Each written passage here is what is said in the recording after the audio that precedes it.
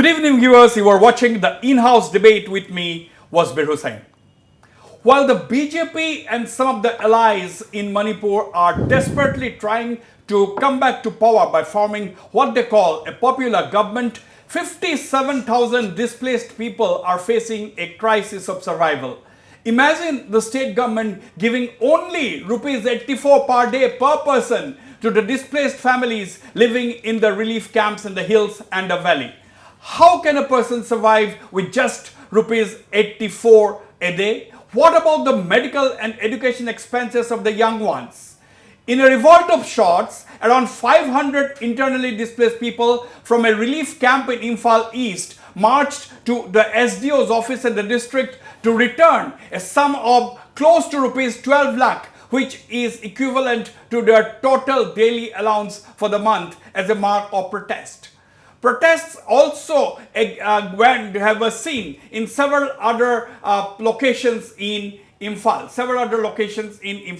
Now, that is what we are seeing today. Several other locations in Imphal. Also, there were protests today. Frustrated over the phrase move, a section of the IDPs have demanded the government to facilitate their return home within the next 10 days. The big question is, even if a so-called popular government comes to power, will it be able to solve the crisis of the 57,000 displaced people living in the relief camps? The other big question, can there be a popular government, quote unquote, minus the cookies MLAs who have made it clear that they will not participate in any government formation process? After all, they are also a part of the state, and therefore their presence in the government is absolutely necessary if we are to have a comprehensive government. To debate and discuss the issues that people of Manipur are facing, with me are members of my editorial team. To my right is Kavita Upadhyay, senior anchor. To my left is Oinu Tomoza, our associate editor. And to her left is our chief news editor, Nabarun Goswami.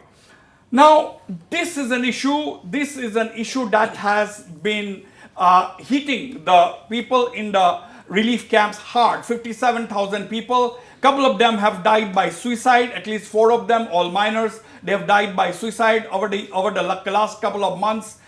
In fact, it has been 3 years since these people are living in the relief camps. While they are facing this crisis, the government has suddenly decided to change the relief mechanism. Earlier, they were given 80 rupees per head per day, plus they were given 400 grams of rice, which was a little bit of a relief for them. And in some cases, in some of the districts like in Imphal West, they were also given breakfast, they were also given an egg and a banana per head per person, per head. And that has all been abolished now. Only rupees 84 per head per day. That is not enough. That's what the IDPs are saying. A couple of hours ago, Manipur witnessed protest by the IDPs, and in one relief camp in Imphal East, they returned their monthly quota of money, that is close to rupees 12 lakh. So this is a serious situation. While the political class, particularly from the BJP and its alliance partners, are desperate to come back to power, here there is a crisis looming large among the IDPs in the state. Onito Moja, big crisis of survival among the IDPs. Absolutely. Wasbir, the first thing that comes to my mind is, where are the elected members? Where are the MLAs? Yes, of course, we understand that there has been a situation which forced many of them to leave their state, but enough time has passed by. Now, thankfully enough, Manipur has not seen that kind of violence which we saw in 2023 or a major part of 2024. Now, why are they letting their own people languish like this in the relief camps? We have been covering, our correspondent there, Lucky Boy Singh, has been bringing all those stories from the relief camp. We have seen how people are suffering. You mentioned 4 minors already dead. In fact, some reports put the number of suicides at 13. That is a significantly big number. And these people are living with their children, with their families, elderly people. Absolutely, that reflects the crisis being faced by the IDPs in the relief camps. I also have our Imphal correspondent Lucky Boy Singh live from Imphal. We'll have him shortly join this discussion. Now the point is, we know that Manipur has been brought under President's rule in the month of February, and the assembly has not been dissolved. It has been kept in animated suspension. That means all the 60 MLAs are there. Now it appears as if they have washed their hands off. They don't seem to have any responsibility towards their people. They're getting their salaries, and if my information is not incorrect, they are also have access to the MLA's area development funds. If that is so, why are the MLAs not taking care like they used to do in the initial period of the crisis when these people, reminded viewers, these people had come to relief camps not now. That was during the early days of the ethnic violence that started in 2000, that was started 3 years ago. Now, Nabarun, it gives me an impression as if people, the political class in Manipur, are trying to wash their hands off and are busy trying to come back to power and form a so-called popular government. Yes, and even that effort has not yielded results for the last almost a year. The so-called quote-unquote popular government truly said at the very beginning, MLAs, ministers had come out, volunteered and provided a lot of relief materials to these people. Now, we have to understand, Wasbir, here that these IDPs, of course, the government may say we are making prefabricated houses for them and they will relocate. If you remember, back in July, the Chief Secretary, Manipur Chief Secretary P.K. Singh, if I'm not mistaken, had announced that there will be rehabilitation in 3 phases, July, August, December. By December end, all relief camps are to be closed. But look at the condition now. We are seeing some of the earlier visuals where they just returned the cash, and this is an act of desperation. This is an act of desperation. So MLAs, leaders, of course, they are trying to form a popular government. They definitely have a bigger role to play here. Come work together. When we say work together, dialogue, of course, here we are not even talking about dialogue between the two communities which were engaged in clashes. We are talking about, at least let's talk about the Imphal Valley here. It is the responsibility of the leaders to also come out and chalk out a strategy. Funds will come. If there are ideas, funds will come. In a country where we have schemes for the youths, the farmers, the students, the widows, we can definitely have a scheme for 50,000 IDPs for a period of at least 5 years. Don't tell me that we cannot have one. Number one, are these the visuals of yes, the IDPs? These are the visuals. So viewers, these are the visuals. These are the exclusive visuals on your screen. Viewers, IDPs actually returning cash to the SDO. Then there was some report that they stormed the local SDO's office in Imphal East and returned the cash. Now Kavita, ये देखिए ये दिखाता है, ये तस्वीर जो हम देख रहे हैं हमारा सामने, ये दिखाता है, ये प्रूव करता है कि क्या डेस्परेट सिचुएशन है. क्या 84 रुपीस काफी है एक जन का एक दिन में गुजारा करने के लिए? क्योंकि जो एल्डरली इनमेट्स है उनका तो मेडिकल एक्सपेंसेस भी होता है और जो यंग है उनका तो एजुकेशनल एक्सपेंसेस होता है. तो इस माहौल में कैसे रहेगा? 3 साल हो गया है. What do you think? बिल्कुल भी नहीं वसबीर, 84 रुपए से बिल्कुल भी गुजारा नहीं हो जा सकता. नॉर्मल मील एक वक्त का हो सकता है एक इंसान के लिए, लेकिन 84 रुपए पर्याप्त नहीं है. दूसरी बात अगर वाजबीर हम आपको बताएं, जो पैसे हैं क्या वो डेली बेसिस में मिलेंगे, वीकली मिलेंगे, 15 दिनों में मिलेंगे, कैसे मिलेंगे? इन दिनों में कैसे होगा गुजारा? भूखे रहना पड़ेगा लोगों को. दूसरी बात ये एटीएम्स में अगर कैश नहीं है तब भी लोगों को भूखा रहना पड़ेगा. उसके अलावा जो रिमोट एरियाज हैं वहाँ क्या व्यवस्था होगी? क्या मिनी एटीएम्स होंगे? वहाँ शुल्क ज़्यादा होगा, तो लोगों के पैसे 84 रुपये यूं ही उड़ जाएंगे. कैसे उनका गुजारा हो सकता है इसमें? Absolutely. That is the big question.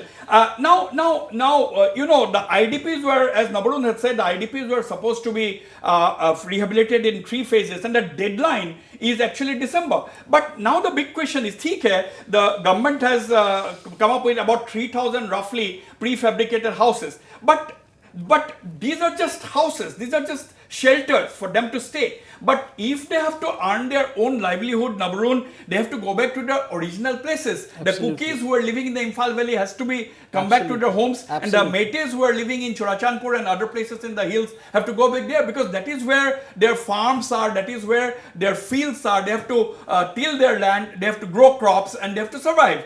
So now sending people to prefabricated houses is not a solution. So this gives me an impression that the entire rehabilitation policy is actually flawed. See, there can be 2 things. बस भी 2 चीजें हो सकती हैं यहाँ पे. One is, what if the IDPs want to return home, there is no doubt about that. If I have come from More or Kangpokpi or Churachandpur or Imphal East or West, talking about the other community, I want to return home because that is where my land is, that is where I worked, that is where my occupation lied. Of course, we do understand under the current complications, rehabilitation is not as easy. We can say, okay, send them back to the original places. That is not easy. It's easy to say, but it's not easy to do. So where is the plan B? Where is the plan B? Has the government, has the Manipur government, the system, the authorities failed to come out with a plan B? What can a plan B be? We have roughly 60,000 IDPs. The moment the crisis broke out in Manipur in 2023 and in the months that followed, I am sure anyone, it is anybody's guess that this crisis, for things to normalize, it will take at least a minimum of 5 years, which means we need to have a plan in place. Can we segregate? Could a plan would have been in place to segregate the populace out of those 57,000? How many youths, how many students, how many farmers, how many carpenters, how many elderly? And could a plan be in place to, say, skill them? Easier said than done, but something could have been done. नवरुण, एक सवाल मेरा है, संभव नहीं है दोनों समुदायों को एक साथ रखना, लेकिन अगर दोनों को अलग अलग रखे तो क्या इससे दूरियां पैदा नहीं हो जाएगी? और भारत जैसे लोकतांत्रिक देश के लिए क्या ये सही है? नो, अलग अलग तो रहना ही पड़ेगा, क्योंकि the idea is that this IDPs want to go back to their original places, जहां से उनको डिस्प्लेस किया गया था, जहां से उनको डर के मारे उन्होंने भाग गया था.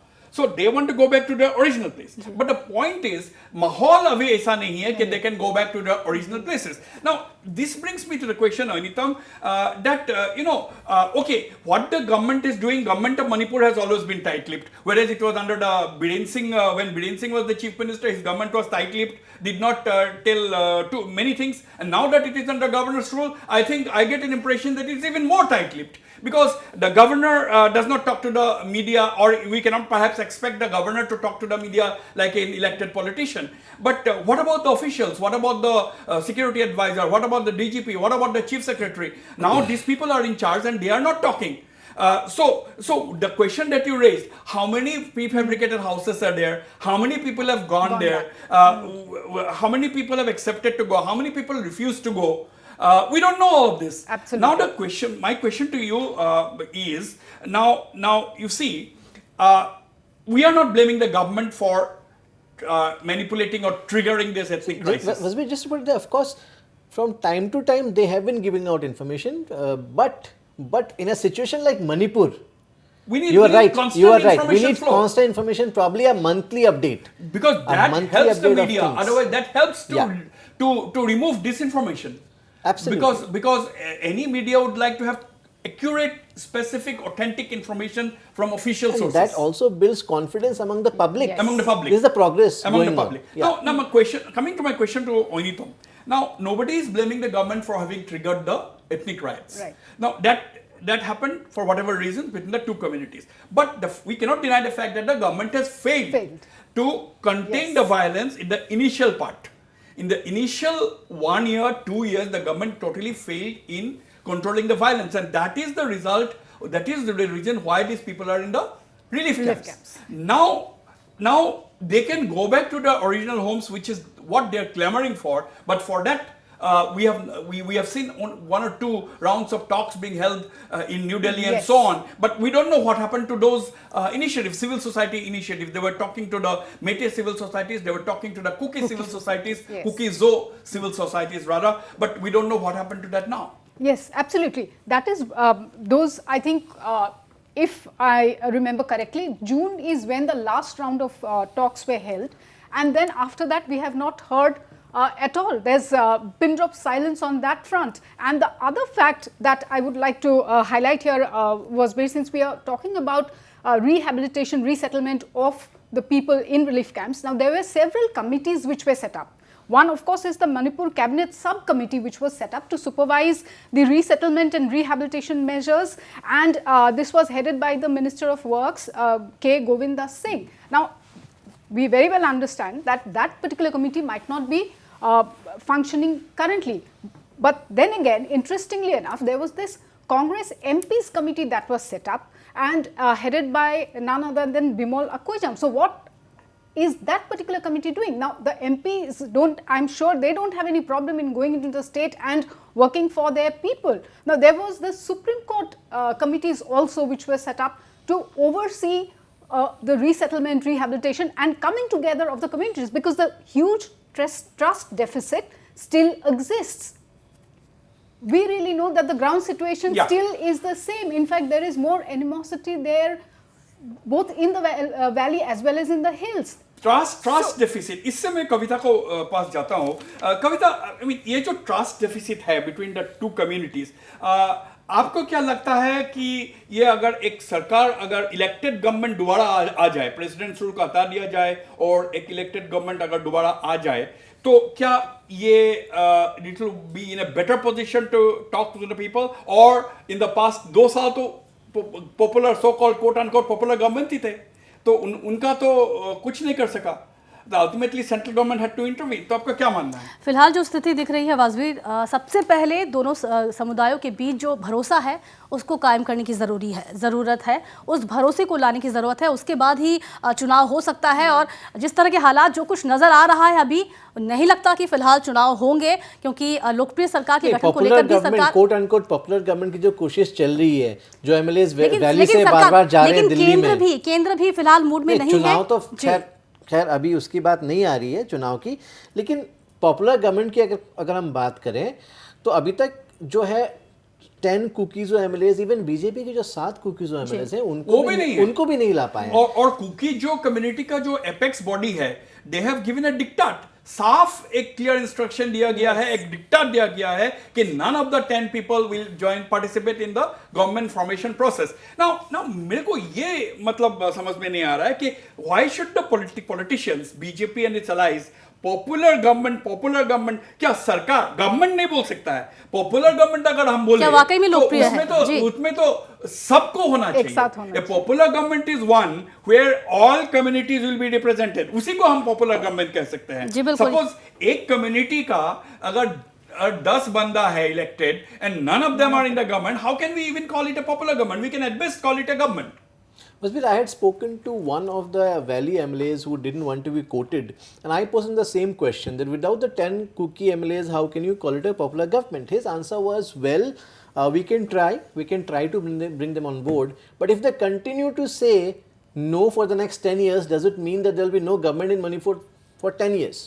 That was his answer. Of course, it was not convincing. But yeah. But Nobarun, there cannot be a state without a government for the 10 years, because in any case elections will be held when the time comes. Absolutely. Now the government still has time. The tenure of this government still has time. But when the elections come, the question is, will this Cookie Joe MLAs, or will there be representation from those, will they contest the elections or not? If they don't contest the elections, that means that will be a different ball game then. बस फिर मुझे लगता है फिलहाल जो सरकार है वो लोकप्रिय गठन को ज़्यादा इंपॉर्टेंस नहीं दे रही है, क्योंकि 1.5 साल में चुनाव होने हैं और बहुत कम वक्त मिलेगा जो लोकप्रिय सरकार जो भी बनेगी उसको समस्याओं को सुलझाने में और काम करने में. तो शायद वो तो कोशिश तो बहुत चल रही है. जब हमने ये भी सवाल किया कुछ एमएलए से कि ये क्यों सक्सेसफुल नहीं हुआ, लीडर्स कौन है? Okay, let me sorry to cut you off. Let me go to Lucky Boy Singh, our senior correspondent in Imphal. Lucky Boy, Lucky, you see, this is you have heard the discussions. You have heard the discussion. On one side, BJP and its alliance partners are trying to form a quote-unquote popular government. On the other side, IDPs are having a serious crisis. You covered the story today where the IDPs are protesting in different parts of Manipur, different parts of the valley, and they've also returned one of the relief camp, 466 inmates. They returned their 1 month allocation, that is close to rupees 12 lakh. What is the ground situation according to you? Yes, Wasbir, the ground situation right now for the internally displaced people, yes, they have been denying and they are not accepting the 84 rupees that have been provided by the government of Manipur, as they have demanded a minimum of 100 rupees as to maintain a normal life per day. Or there's an option for the IDP demanding to the government that, yes, 80 rupees with 400 gram of rice grain. This is the particular demand. And yes, by seeing the present situation today, protesters, 466 inmates of Sajiwa relief camp have turned up to the office of SDO in Imphal East.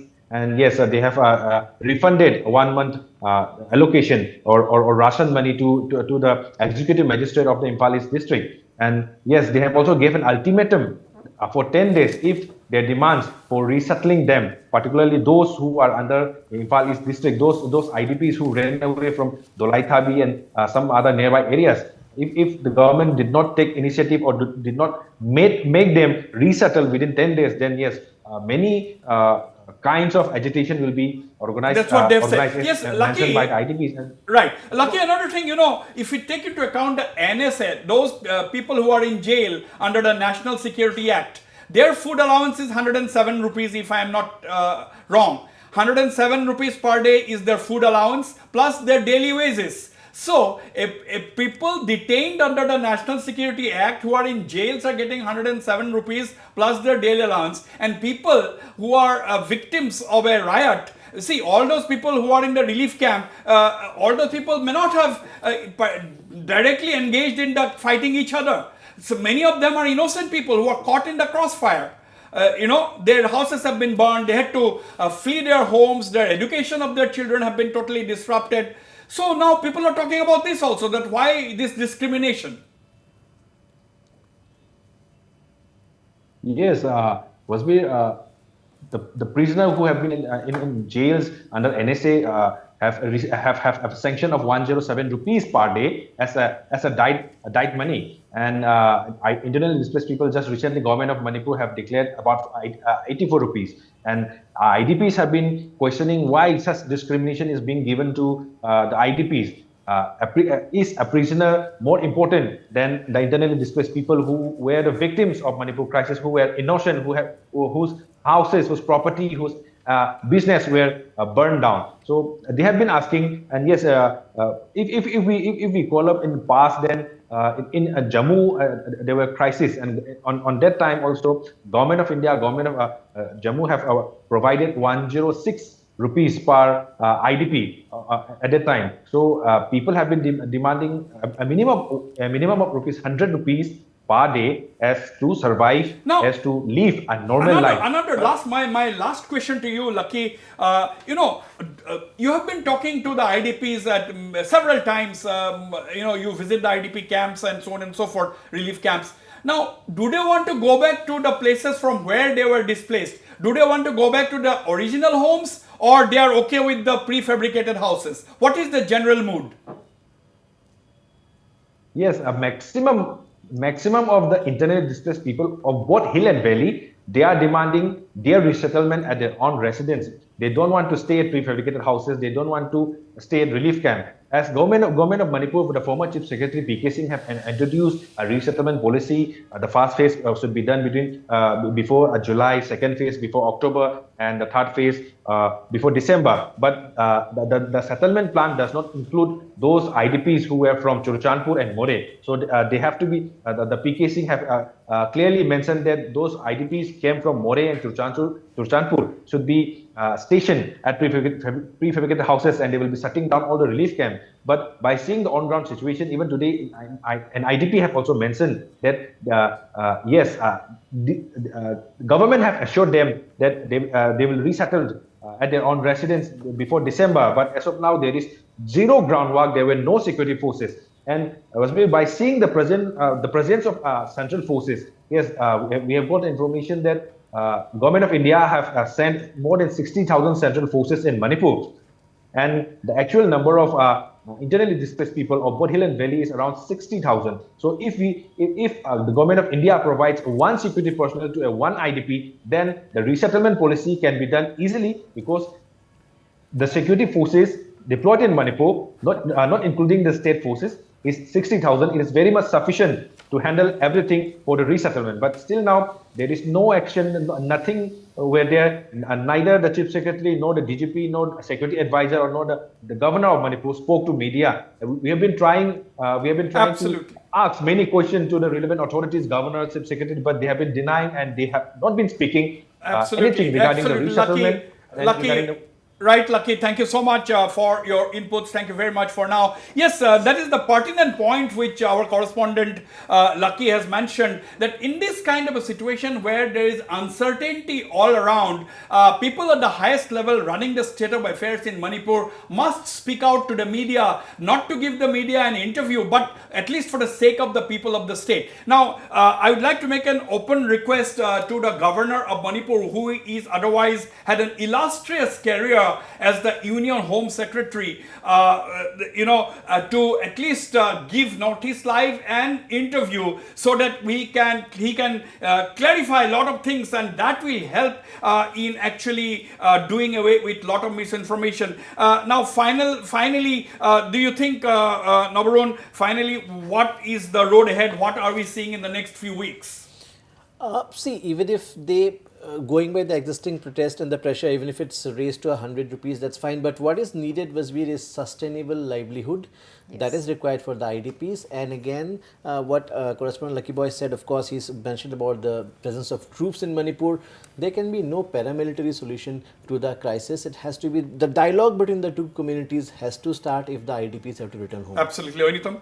Same. First, sustainable livelihood, because 100 rupees deke ya 84 rupees deke, the solution is not there. But more importantly, find a way out to bridge the gap. The trust deficit has to go. It's a state. People have to live together. कविता? जैसा कि दोनों ने कहा वसबीर, अब समय आ गया है, 3 साल हो गए हैं, बहुत समय बीत चुका है, अब दोनों समुदायों के बीच भरोसा जरूरी है. That is the point. दोनों समुदायों के बीच भरोसा जरूरी है. Now, the trust deficit has to be bridged, the divide has to be reduced, and it has to be bridged. But despite the sincere efforts of interlocutor, A.K. Mishra, we have not seen things progressing much as far as the dialoguing process. Seems like there is a stalemate, because at least somebody or the other wants this imbroglio to continue. Some of the communities have very, very radical views on this. Of course, it is bound to have radical views because the situation is such that nobody wants to lose ground. Nobody wants to give away their turf. Now, that is the point, and it is basically a turf war that is happening in Manipur, and we have to wait and watch as to how things unfold in the days ahead. But the biggest challenge before the government, as well as the civil society groups of both the valley and the hills, is to see that the divide is bridged, divide is reduced, and at the end of the day, it is Manipur and its younger generation and the entire people of the state who are going to suffer. Thanks for watching this program. Good night and goodbye.